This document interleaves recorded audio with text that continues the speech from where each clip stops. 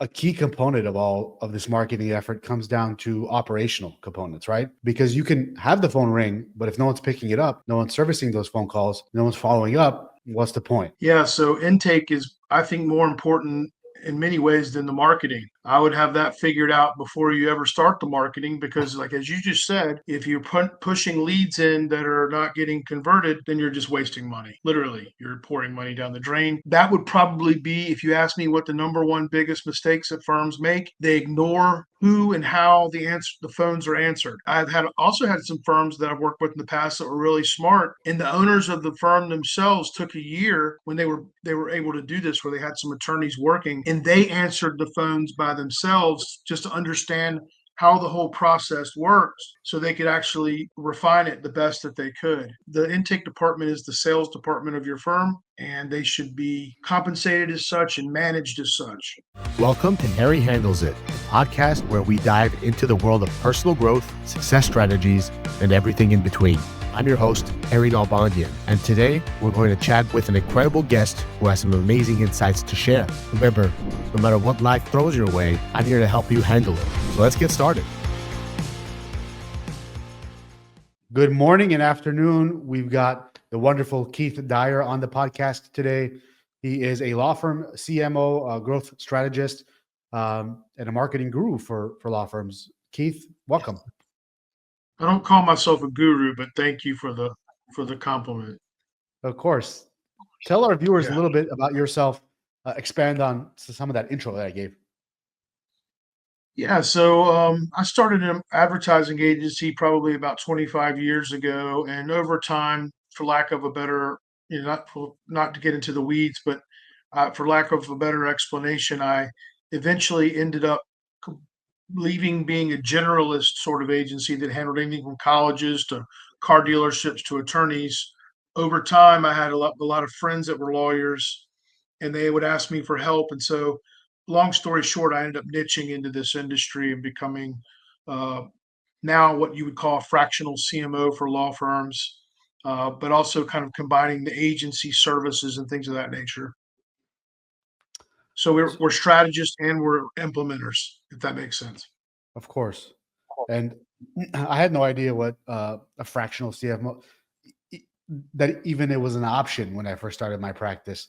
So can you tell our viewers a little bit about what that means and the benefits of having a fractional CMO on your team?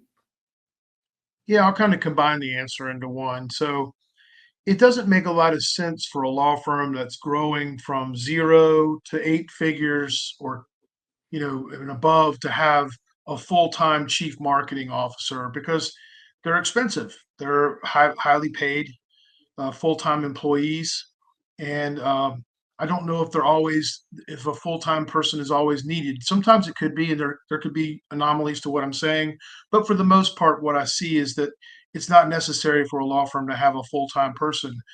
If they work with a fractional person, that means they get the same strategic advice and the same experience, but at a fraction of the cost because they are working more as an advisor and a strategic advisor in helping guide the ship as opposed to steering it all the time. They're helping the law firm owner and staff steer the ship by giving them good advice and helping them understand where they should maybe spend money or not spend money, when they should spend it, and how they should spend it. So that's really, and also just some of the other really the things that you would want out of someone that's in marketing, like giving good strategic advice on where to place advertising, as well as maybe uh, advice on how to structure ads and if the copy is good, that sort of thing. Yeah. I mean, that's something that we struggled with for a long time. When we were trying to build the practice, we're not marketers. We didn't know much about marketing. We Yeah, knew that digital was the new landscape, kind of the new frontier. yeah. We've gone through our ring of agencies until we built our kind of in-house team. So what's your like number one piece of advice for a firm who's 1 to 3 employees? They've got a little pot of gold to invest in their marketing. How would you advise them to grow? Um, my advice would be to, in the beginning, really focus in on the digital. piece of it, because that's going to tap into the existing demand in the marketplace. And so once you get that figured out, you still want to brand yourself, but the branding becomes more important as you move down the line and you can spend more money and you have more money. If you do this, then you're not going to run out of cash as fast. If you try to, if you're a new firm and you're trying to compete with the big boys, especially in a market like yours, Los Angeles, you're just not going to be able to do it unless you have some major investors that have a lot of patience and trust in you, right? And then you still may make mistakes that make it not work. So I would be patient. I would understand that it's a process that happens over a long period of time. And when I say long, I don't mean decades. I mean, give it 10 years. You give yourself a good 10-year plan and a 5-year plan, and follow what I kind of said is, hit the existing demand in the marketplace, begin doing some branding, and then expand the branding as you go down the line and you're growing. Yeah. So the key is to just make sure you can grow sustainably, and get some predictability in what you're doing. What advice would you give some small firm owners who, as they scale, as they put in marketing dollars, as they get the phone to ring, a key component of all of this marketing effort comes down to operational components, right? Because you can have the phone ring, but if no one's picking it up, no one's servicing those phone calls, no one's following up, what's the point? Yeah, so intake is, I think, more important in many ways than the marketing. I would have that figured out before you ever start the marketing, because, like as you just said, if you're pushing leads in that are not getting converted, then you're just wasting money. Literally, you're pouring money down the drain. And that would probably be, if you ask me what the number one biggest mistakes that firms make, they ignore who and how the phones are answered. I've also had some firms that I've worked with in the past that were really smart, and the owners of the firm themselves took a year when they were able to do this, where they had some attorneys working, and they answered the phones by themselves just to understand how the whole process works, so they could actually refine it the best that they could. That was a really smart thing to do, I thought, and that's been a very successful firm. But yeah, the intake department is the sales department of your firm, and they should be compensated as such and managed as such. Interesting that you say that. What tips would you have in managing that sales team, for example? I mean, as we've grown, that has been a part of our bottleneck and part of our big focus in improving operations and processes. Because, look, if the phones are ringing and they're not getting picked up and followed on and sold, um, like you said, it's a complete waste of marketing dollars. It boils down to the right people. So don't let, and there are tremendously talented paralegals and people that work with law firms, assistants, et cetera, administrative folks that are great at their jobs. But that doesn't mean that they're going to be good at answering the phone, because what you need is a salesperson that's answering it. And I'm not talking about like a used car type salesperson. It's a different kind of salesperson that's unique to law firms, because they have to have empathy. They have to have the right skills to follow up. So you want to get the right person on the bus, and then you want to make sure that they're trained properly and that they're not distracted by other things, like having to prepare for trials or whatever a paralegal may be helping do, even in pre-lit or whatever. You just want to make sure that the person has got one, especially once you get to a certain size, they've got one job and one job only, and that's to convert those calls that come in, and that's the cases. And then I would compensate them in that way. I would make sure that they had some sort of incentive to try to convert the case, because it's going to give them a lot more motivation to do so. Does that answer your question? Yeah, absolutely. So digital marketing, digital frontier side. Well, let me take a few steps back. What falls under the digital marketing umbrella? Because there's a lot. Yeah. So the way that I would look at digital marketing would be uh, anything that had to do with search or social media, but you would break some of these up depending upon it. One way to look at it is looking at it as sort of direct response, or what taps into the existing demand, versus branding, which is what sort of gets you known before people ever search on Google, right? So I'll say this: here's what is not digital, but for the most part, TV, radio, billboards, print, those things fall more under a branding. Although and radio can also be direct response. Like an example of that would be mass torts, maybe where people are going to see an ad and go, okay, I'm going to call, right? Um, but really digital to me would be Google search, especially pay per click, and LSA, local service ads. Anything that you're doing on Facebook that's you're trying to get a direct response from. I think that would be considered digital. Some Facebook might be considered branding as well, but it's kind of a in between. It kind of depends upon what you're trying to do on each one of the mediums. But that's how I would define digital marketing. YouTube. So when you're first starting out, is the best strategy to try to get, that bottom of the funnel, to try to target the bottom of the funnel folks who are in need of services right now? And then as you grow and as you develop, then you start to fill in the remainder of that marketing funnel? Yeah, so there's a pyramid, and I can't remember what it's called, that shows sort of the buying cycle or whatever, and that right now there's only a small percentage of people in a market that are ready to buy your services at this very moment. And you want to be in the right position when they're looking for you. But then there are people that realize that they have a problem, but they haven't started researching it yet, right? And so you want to be able to influence them at a certain time. And then there are people that don't have any problems, but you want to buy what they call a franchise in their mind, so that they know, hey, if I get hurt, I'm going to this law firm that I remember because I've seen there, and this is a lot of this is subconscious. I've seen their ads over and over again, and they've bought this place in my brain, in my psyche, that makes me remember that they are the guys that handle terrible car accidents, or you know maybe it's a mass tort of some sort. They remembered the firm because you've done enough to make them remember you, and that some of that can be achieved over a long period of time.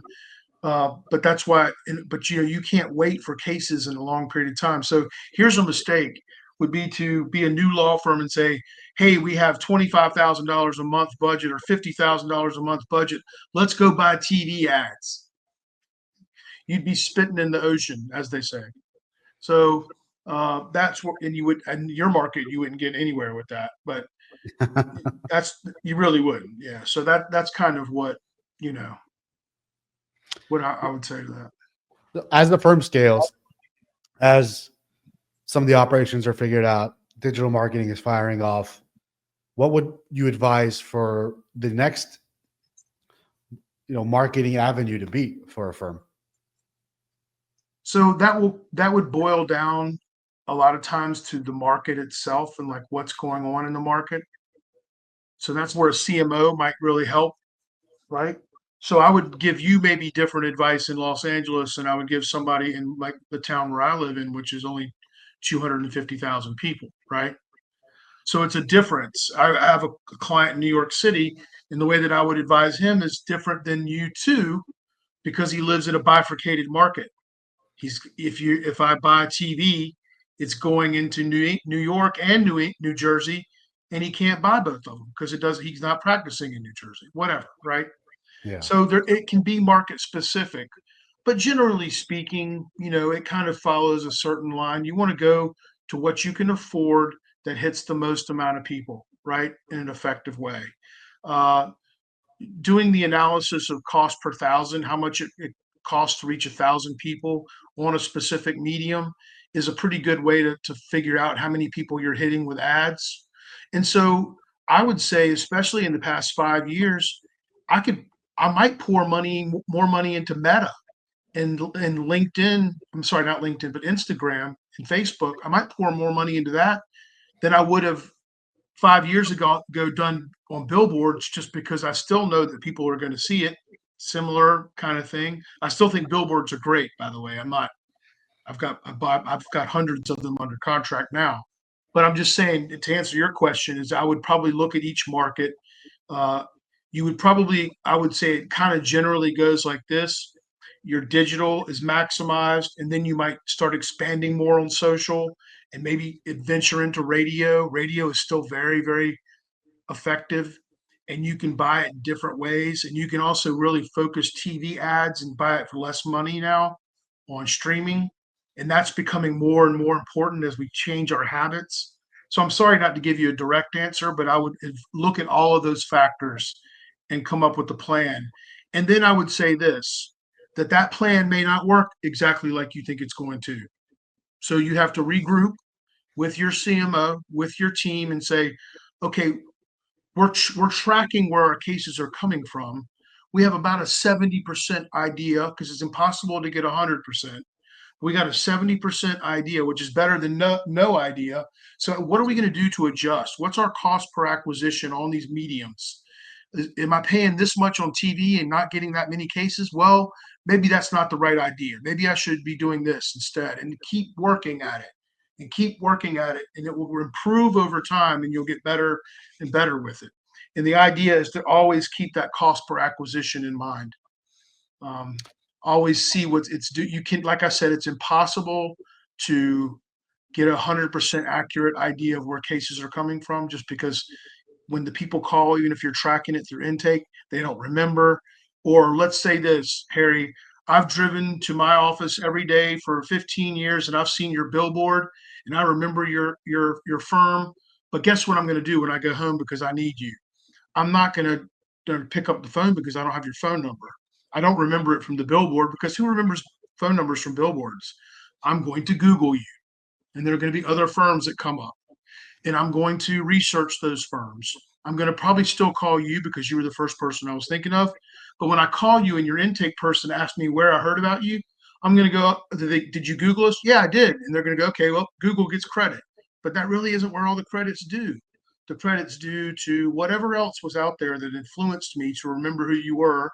So it's hard. The point is, it's hard to get an idea of exactly where the cases are coming from, but you still want to track it because it's going to give you some idea, and you Yeah. can still make good decisions off of it, right? That's something that we've been struggling with too. It's especially on the digital front. It's we've got a pretty sophisticated CRM and attribution data coming in, but at the end of the day, it's still hard to know what piece of marketing was was the tipping point for that person to call or reach out to us. Sure, we can track the phone number they call. Sure, we can track the click, the campaign, uh, but was it a culmination of efforts, the social media, the reviews, the website, some of the branding, or was it the direct response ad? And that's something that we've been struggling with when it comes to attribution. Is that pretty common? It's every single law firm, All right, good to know. every single business. They call it there's a term for it, and this is not my term. I did not make this up, but I like it. It's called the messy middle. So you don't know what the exact habits are of the people that are trying to find you or what has influenced them. So it can be a little messy in terms of trying to get really, we all want, especially lawyers, we all want to know if I do this, then this is the result. Or if this is what I see, then I look back and I know that that person came here this way, but it just isn't like that, unfortunately. And I guess in some ways, that's what keeps it as competitive as it is. Because if it was really easy, then you maybe it would maybe somebody would just completely dominate it, and the rest of you would all be struggling, right? Yeah. So, as a CMO, how do you alleviate that struggle from the business owner's perspective of assigning an ROI to marketing dollars? So, would you advise, look, you got a big marketing pool, whatever you invest in, track the entirety, and then see which marketing channels work the best? How would you advise about that? Yeah, I would say that it's a trial and error thing. So what happens with us is when I say us, I mean with the multiple firms, we may quit something and then all of a sudden we see cases dry up and we go, okay, wait a minute, that was not a good idea. And sometimes that's a 3 month down the road thing that happens, right? It's not an immediate effect. So you got to just be paying attention to it all the time. I don't know if I can really alleviate it. It's not alleviatable. It's more you have to manage it. It's a process that never stops. and you have competition. I think it's important for you to know what your competition is doing as well, like pulling competitive spending reports and seeing what they're doing, and knowing, the best that you can, what you're up against. Everything is a competition. Marketing is a competition. Big You're time. you're fighting against other people and their money, and they're stealing the case. Not stealing, they're buying the cases that you are trying to buy. It's like going to a market. Who has the most money to buy the most, at the lowest cost, and that's why the cost per acquisition is such an important aspect. Yeah. So alleviate it. I don't know if I have any way to alleviate it, but to manage it, we do help track and set up tracking, which I think you just mentioned on your CRM. That's a huge deal and an important thing to do for sure. When it comes to tracking and some of the cost per acquisition, is there a metric that you like to advise the firms that you work with to have a goal? For example, lower cost per acquisition by 10% every quarter. Is there a feasible guideline for something like that? Yeah, I think that you want to have your cost per acquisition somewhere in the 20% range of, you know, that's where we shoot for anyway. 20% of revenue from the case should be your cost per acquisition, and you should get to that. I don't know if you can lower it. There's a point where you won't be able to lower it much, but here's the deal: the way that you do lower it is you consistently. Um, I'm sorry, I've lost my track of thought here. Um, the more you do in marketing, the more cases that you bring in.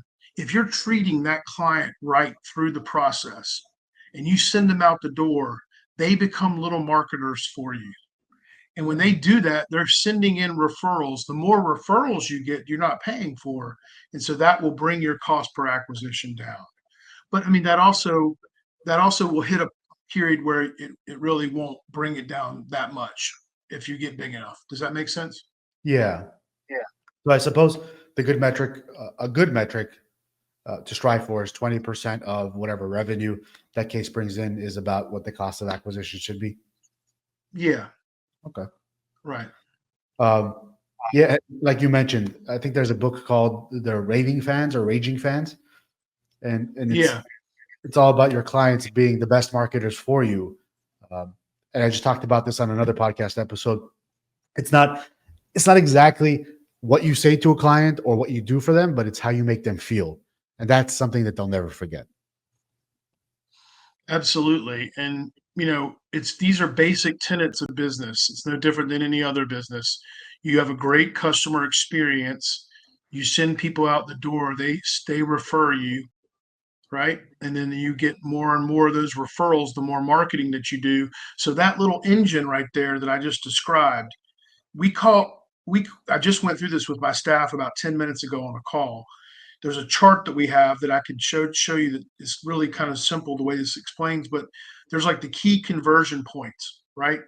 You have to convert someone off of an ad or off of an advertisement or marketing piece of some sort. You have to convert them there, and then they get attracted to the law firm, and then they have to be converted at intake, and then you have to convert them into what you just described as the raving fan or whatever, and then you convert them into a referral source.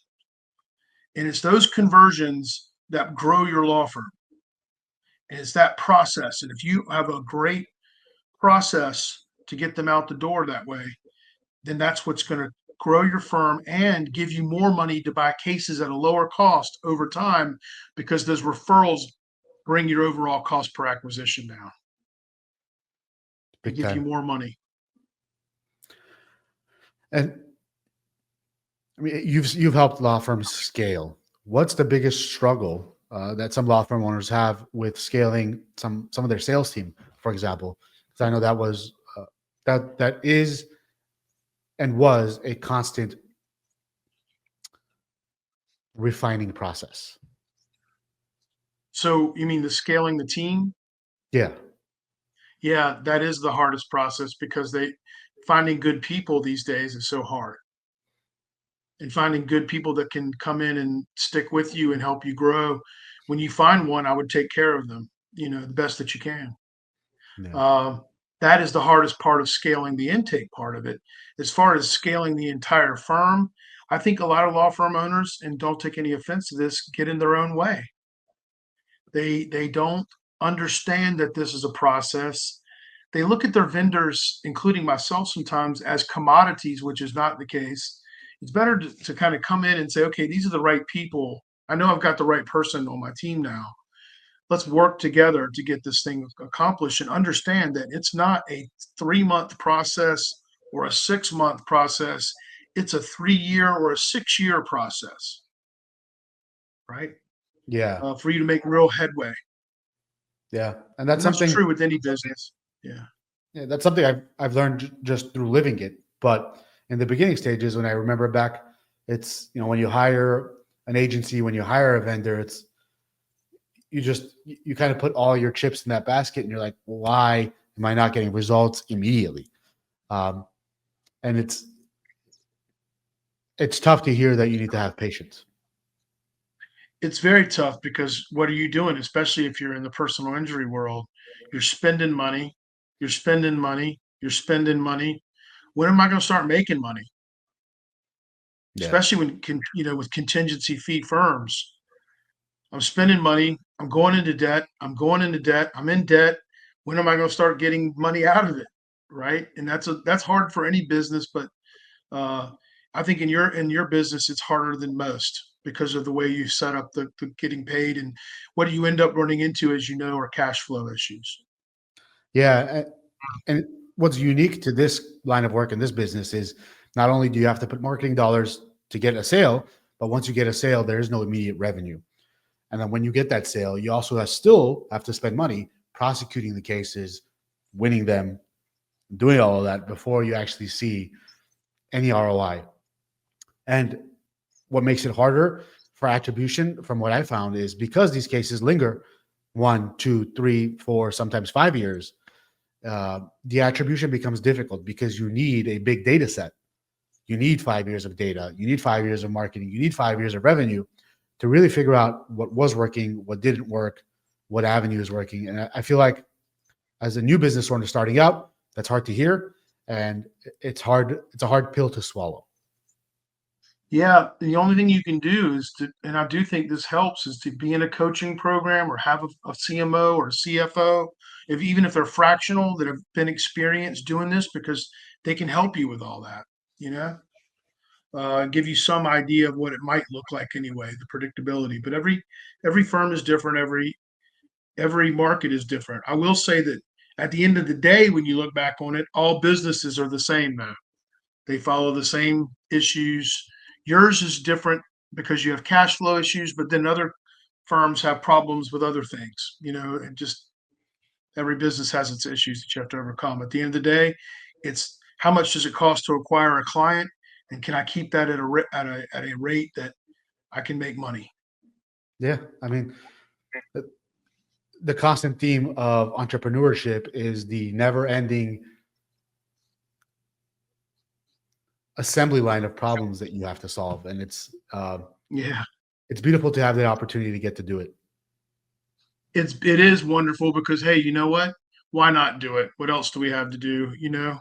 It's if you're kind. It sounds like you're the kind of personality. Maybe I am. I mean, I want to have challenges. I don't want to just go into work every day being like the same thing. I want to be like, okay, how do I figure this out? And at the same time, it can be a psychological, you know, test on you as a person, um, especially if you're not achieving what you want to at the time that you think you should be. And I think all entrepreneurs struggle with that, unless you got really lucky and hit it really big in the beginning, right? I mean, big time. Um, I feel like most entrepreneurs always feel like uh, they're still behind on what they always wanted to do, but I feel like that's the drive that keeps the entrepreneurship flame lit. Yeah, without a doubt. I don't think I could really go to being a normal sort of 9 to 5 or a guy at a company. I think I would probably go nuts. I don't even think about it, to be honest with you. Like I can't even imagine it. Yeah, not an option. Yeah. Yeah. And I remember when I started, my ex-wife, now ex-wife, wife was like, I was like, I feel weird because I'm not in meetings all the time. Like I should be in a meeting. And she goes, think of all the time you wasted in those meetings. And I was like, oh my God, what a perspective. Yeah. It's made a lot of sense. Well, this was a fantastic conversation, Keith. Can you tell our viewers how they can find you and get in touch with you if they need? Yeah, they can just email me at keith@lexgrow.com. They can also visit our website, which will have contact information, which is just lexgrow.com. And that's LEXGRO.com. Awesome. Well, thank you, Keith. It's been a pleasure. And I look forward to talking to you again soon. Yeah, thank you. Thanks for joining us today on Harry Handles It. I hope you enjoyed our conversation and found some valuable takeaways. If you're facing challenges in your own life or business, remember that you're not alone. Together, we can handle anything that comes our way. Don't forget to subscribe and leave a review if you liked what you heard. Until next time, keep pushing forward and handling life with confidence.